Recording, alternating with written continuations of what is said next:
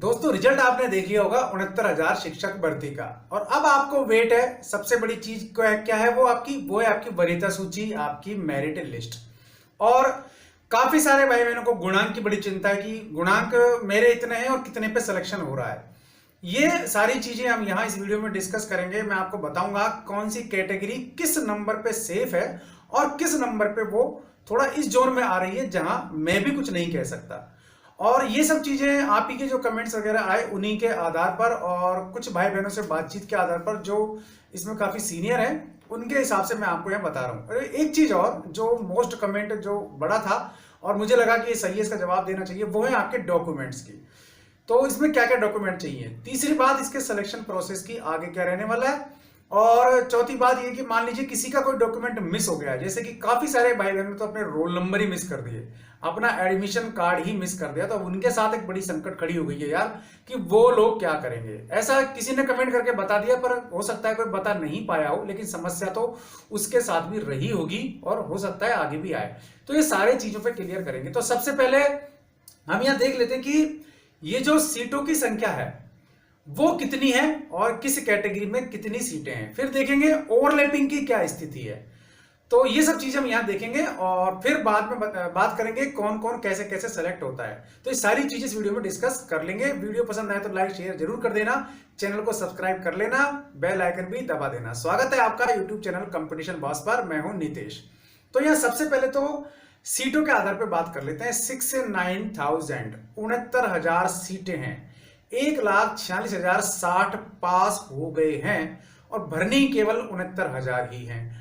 अब category wise एक बार figure मोटा मोटा मैं आपको बता देता हूं।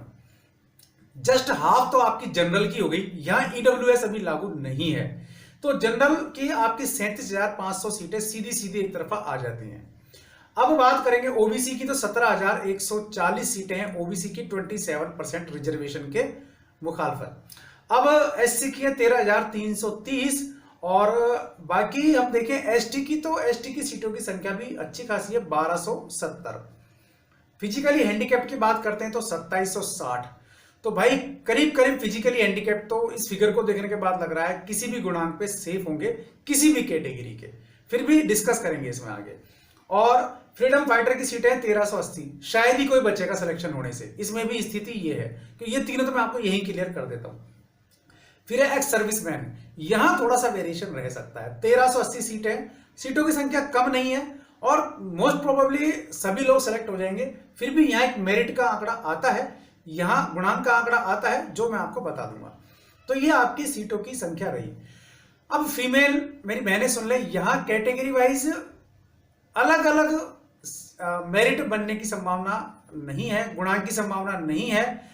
और दोनों कैटेगरी, मान लीजिए आप फीमेल हैं जनरल से, तो जनरल वाला गुणांक आप पे लागू होगा, फीमेल के हिसाब से उसमें कोई कट नहीं आने वाला, कम नहीं होने वाला। तो ये बात आपको क्लियर रखना। तो ये मेरी बहनों के लिए मैंने क्लियर कर दिया। अब थोड़ा सा एक बार ये देख लेते हैं कि चांस और बिल्कुल बॉर्डर लाइन वाली क्या स्थिति है। तो सबसे पहले तो जनरल यानी कि अनरिजर्व कैटेगरी का ही देख लेते हैं। बड़ा मास लेवल था यहाँ पे, है ना, सीटों का भी अच्छा लेवल है और यहाँ पास होने वाले भी खूब हैं। मैंने आपको बता दिया सुबह वाली वीडियो में, उसको नहीं दोहराएंगे वरना वीडियो लंबा हो जाएगा। तो ओवरलैपिंग दो जगह हो जाती है आपकी, जनरल में और ओबीसी में, दोनों जगह ओवरलैपिंग की संभावना है। तो ज्यादा बड़ा नुकसान यहाँ जनरल को हो सकता है और ओबीसी को भी थोड़ा नुकसान होगा, लेकिन ओबीसी का कवर हो जाएगा जनरल में क्लैप करने के बाद। बाकी बेनिफिट एससी एसटी को, बाकी सभी को है। तो अगर अनरिजर्व कैटेगरी की बात करें तो अगर आपके गुणांक 68 से लेकर के 70 के बीच आता है, ये मैं बता रहा हूं, ये कोई क्लियर नहीं है। फिर भी मैं आपसे ये रिक्वेस्ट करूंगा कि आप मेरी बात को सही नहीं माने, क्योंकि अगर मैं कह दूंगा मैं सही हूं, क्योंकि इसमें फेरबदल होना संभव है और किसी भी स्थिति में हो सकता है, पूरे आंकड़े कभी भी नहीं आ पाते। और उसके आधार पे मैं आपको बता रहा हूं जो मेरा एनालिसिसमेंट अभी तक का अनुभव और मेरे साथियों का अभी तक का अनुभव है उसके आधार पे। तो अनरिजर्व कैटेगरी है 68 से 70% के बीच जो है, 68 से अबूव और 71 के आसपास जो है, उनका मैं कहूंगा सिलेक्शन के चांस हैं। वो ग्रीन जोन में नहीं कहे जा सकते, लेकिन सिलेक्शन के चांस हैं। और इन लोगों को अपना रोल नंबर, अपने नंबर, अपने सभी डॉक्यूमेंट लंबे समय तक संभाल के रखने चाहिए। जो इस कैटेगरी में आते हैं 68-70 के बीच, क्योंकि कहीं भी कभी भी कोई सी भी स्थिति बन सकती है और आप अभी सेलेक्ट होते हैं तो आपको बहुत अच्छा, नहीं होते तो आपको कभी भी कॉल आ सकती है। ठीक है, और 69,000 पूरे पद नहीं भरे जाने वाले। एक चीज और बता देता हूं, काफी सारे पद खाली रहने वाले हैं, करीब 17 से 18,000 के आसपास पद खाली रह सकते हैं इसमें, तो हो सकता है आपका नंबर कभी भी आ जाए, है ना। तो इसलिए इनको डॉक्यूमेंट संभाल कर रखने की जरूरत है। ये रहस्य बाद में खोलेंगे क्यों कैसे हो सकता है। ओबीसी वालों की भी यही स्थिति है कि वो भी अगर 65 से लेकर 68 के बीच हैं तो अपने डॉक्यूमेंट संभाल के रखें। नंबर अभी आता है तो बहुत अच्छा, नहीं तो उनको भी चांस मिलेगा बाद में। ठीक है, अब अनरिजर्व कैटेगरी वाले अगर 71 और उसके आसपास या इससे ऊपर जा रहे हैं तो वो अच्छे स्थिति में है और उनको अभी जुलाई अगस्त में नियुक्ति पत्र बहाली मिल सकती है, ये आपको ध्यान रखना है। ओबीसी का, अगर आप ओबीसी में 67 से ऊपर जा रहे हैं, 67 से ऊपर अगर आप जा रहे हैं और तो आपका चांस बहुत अच्छा बन जाएगा। और सेफ मैं अभी भी नहीं कहूंगा यार, है ना, क्योंकि ओबीसी का भी कुछ भी समझ में नहीं आ रहा, काफी बड़ा कैडर है पास होने वालों का, तो मेरिट तो हाई जा सकती है, क्योंकि कुछ प्रोसेस ऐसे थे जनरल से हाई नहीं जा सकती, वरना चांस यहां बन जाता। राजस्थान में ऐसा हो चुका है, ओबीसी की मेरिट जनरल से हाई जा चुकी है, बाद में कोर्ट के थ्रू उसको रिवाइज किया गया जब डाउन लाई गई। तो यहां अभी कुछ नहीं सकते, क्योंकि कभी भी कोई भी नया पंगा आ सकता है, क्योंकि पास होने वालों की संख्या बहुत ज्यादा है। ठीक है, और ऐसा मैं देख चुका हूं अनुभव के आधार पे, इसलिए मैं आपको बता रहा हूं, ना डरा रहा हूं ना ही कोई और चीज है। तो अगर आप 67-68 के आसपास हैं तो आप अच्छे जोन में हैं, आपके सिलेक्शन के पूरे चांस यहां बन जाते हैं। अब देख लेते हैं एससी का। एससी का एक बड़ा वर्ग है, ठीक है ना, बहुत बड़ा वर्ग है एससी का। तो एससी अगर 64-5 से लेकर के 66 और 7 के बीच है तो उनके साथ भी मैं ये कहूंगा वो भी डॉक्यूमेंट संभाल के रखें। नंबर अभी आता है तो बहुत अच्छा है, नहीं अगर आप 66 और 67 से ऊपर जा रहे हैं तो आप सिलेक्शन हो जाएगा और पूरे पूरे चांस हैं आपको हो सकता है कि नियुक्ति पत्र जुलाई अगस्त में मिल जाए। और एक्स सर्विसमैन +60 मान सकते हैं गुणांक, अच्छा है, और करीब करीब मैं मानता हूं सभी का हो जाना चाहिए, फिर भी कुछ बचेंगे तो अलग बात है, बाकी +60 वाले हो जाएंगे, इससे कम का भी हो सकता है, मैं आपको बता दूं, मैं इसको हाईएस्ट जान के बता रहा हूं। फिजिकल हैंडीकैप का देखो, संख्या जो थी सीटों की 2760 है, मैक्सिमम लोगों का हो जाएगा, बहुत कुछ बचेंगे। फिर भी यहां 58 के आसपास अगर आपका गुणांक बैठता है तो सिलेक्शन होने के फुल चांस आपको मिल जाएंगे। तो ये है हुआ आपका। अब अनरिजर्व कैटेगरी के 71 और 70 से ऊपर है, फुल चांस है, 100% मैं मान के चल सकता हूं। ओबीसी का 68 के आसपास, इससे कम जाने की संभावना कम है, जाता है तो बहुत अच्छा, बेस्ट ऑफ लक। एससी का 66 और 67 के बीच ही रहेगा, इससे नीचे जाने की संभावना नहीं है, तो ये आपका गुणांक रह सकता है। और भी कोई चीज है तो आप मुझसे पूछ सकते हैं। बात आ जाती है डॉक्यूमेंट की, आपने पूछा था सर डॉक्यूमेंट कौन कौन से हैं जो हमें जरूरत पड़ेगी, तो इस पर मैं एक वीडियो बना चुका था, फिर भी मैं रिवाइज कर देता हूं मोटा मोटा आपको कौन कौन से डॉक्यूमेंट की जरूरत पड़ेगी। ठीक है, तो आपकी काउंसलिंग ऑनलाइन होने वाली है, एक बात, क्योंकि अभी लॉकडाउन 4.0 में कितनी डील दी जाती है उसके आधार पे कह रहा हूं, अगर मिलती है डील तो बेटर, नहीं तो फिर आपको ऑनलाइन होगी, ये क्लियर मान के चलो। एक तो आपका एडमिशन कार्ड बहुत जरूरी है, परीक्षा का प्रवेश पत्र, वो कई भाई बहनों का खो गया है, मैंने कमेंट में देखा है, तो भैया आपको हेल्पलाइन यूज करनी चाहिए।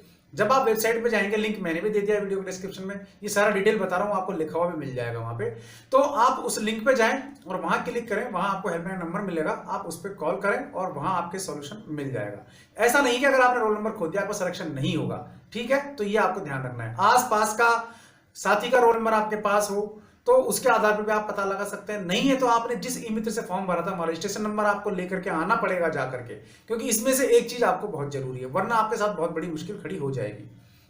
आवेदन पत्र भाई, इसकी कॉपी रखने के लिए मैंने आपको शुरू में भी कहा था, नहीं रखा है तो ये आपकी गलती है। और फिर आपका रजिस्ट्रेशन नंबर मैंने आपको बता ही दिया, इसके अलावा आपका बैंक ड्राफ्ट चाहिएगा, हो सकता है जरूरी हो, और फिर आपको हाई स्कूल का अंक प्रमाण पत्र, इसी प्रकार आपको इंटरमीडिएट का, ठीक है ना, और इसी प्रकार आपका जो टीडीसी स्नातक है उसका अंक प्रमाण पत्र और सर्टिफिकेट नहीं है तो डिग्री नहीं है तो कोई बात नहीं, पर आपको मार्कशीट जरूरी है, आपकी सेमेस्टर वाइज या ईयर वाइज, और टोटल भी आपको इंटीग्रेटेड भी जरूरी पड़ेगी। आपकी प्रोफेशनल क्वालिफिकेशन बीटीसी है, आप बीएड है, डीएलएड है, जो भी आप उसका आपका अंक पत्र आपको बहुत जरूरी है, ठीक है ना, और साथ साथ उसका सर्टिफिकेट भी। और आपकी जो सीटेट या यूपीटेट, जो भी दोनों में से आपका जो भी आपने लगाया है, जिसके आधार पर अप्लाई किया है, उसके अंक तालिका आपको चाहिएगी। और यूपी टेट की भी और सी टेट की भी या तो आप के पास होनी चाहिए, नहीं है तो आप इसको कहीं से भी डाउनलोड करके लें। ये आपको बहुत जरूरी है, इसके बिना नहीं होगा, ये बात आपको विशेष रूप से याद रखनी है। बाकी आपका जाति और निवास प्रमाण पत्र जरूरी है। जाति आपके पिता के आधार पर होना जरूरी है, तो पिता के आधार वाले लगता है, चाहे आप मैरिड हो अथवा नहीं हो, ये दोनों बात आपको ध्यान रखनी है। और इसके अलावा फिर आपको निवास प्रमाण पत्र चाहिए, डोमिसिल। अब डोमिसिल 5 ईयर का जरूरी है पुराना होना। अगर आप अदर स्टेट के हैं तो देखो भैया, अदर स्टेट वालों को निकाला नहीं जा सकता, उसके लिए बाद में फिर प्रॉब्लम हो सकती है, क्योंकि कोर्ट जाना पड़े क्या पड़े ऐसा हो सकता है। लेकिन आपका डोमिसिल नहीं है तो आपका जहां का भी डोमिसिल है आप वहां का लें और इसमें काउंसलिंग में शामिल हो। अगर आपको आउट करते हैं फिर उसके बाद के रास्ते बाद की बात है। अदर स्टेट वालों को विशेष रूप से याद रखना है। अगर आप स्वतंत्रता सेनानी फ्रीडम फाइटर के आश्रित हैं तो उनका सर्टिफिकेट होना चाहिए। पूर्व सैनिक वाले अगर हैं तो उसमें आपको चाहिए सर्विसमैन का भी, ठीक है। आपके 4 फोटो रंगीन पासपोर्ट साइज आपको चाहिए, आपका आईडी प्रमाण पत्र चाहिए, और अंडरटेकिंग के लिए आपको शपथ पत्र भी चाहिए हो सकता है, क्योंकि कहीं कहीं आपको ये देने की जरूरत पड़ सकती है, ठीक है। मेरिट सर्टिफिकेट हो तो बहुत ही अच्छा है आपका, ये भी आपको ध्यान रखना पड़ेगा। तो ये डॉक्यूमेंट थे आपके, ये चीजें थी। अब फिर वही रिक्वेस्ट करूंगा मैं आपको कि अगर आपका कोई भी कमेंट है, कोई भी शिकायत है, आप वीडियो में कमेंट करें, मुझसे पूछें, मैं पूरी कोशिश करूंगा जवाब देने की। सभी सवालों के जवाब देने की कोशिश करता हूं, और जिनके नहीं कर सकता उनके सवालों के जवाब मैं अपनी खुद की वेबसाइट है तो उस पर डाल देता हूं। उसका लिंक भी मैंने वीडियो के डिस्क्रिप्शन में दिया हुआ है, वहां से भी आप देख सकते हैं और वहां भी आप कमेंट में सवाल करके मुझसे पूछ सकते हैं। लेकिन इससे पहले नियुक्ति की बात भी कर लेते हैं। नियुक्ति आपकी जुलाई अगस्त में आपकी बाहरी होने की पूरी पूरी संभावना है। उधर कोर्ट में भी काफी सारे लोग जा रहे हैं, काफी सारे शिक्षा मित्र मेरे भाई बहन कोर्ट में जाने की संभावना है और जा चुके हैं। ई फाइलिंग तो हो चुकी है, इस पर आगे क्या रहता है, हियरिंग क्या होती है, एक अलग बात है। तो ये सारी कहानी थी जो आपके सामने सुनानी बहुत जरूरी थी।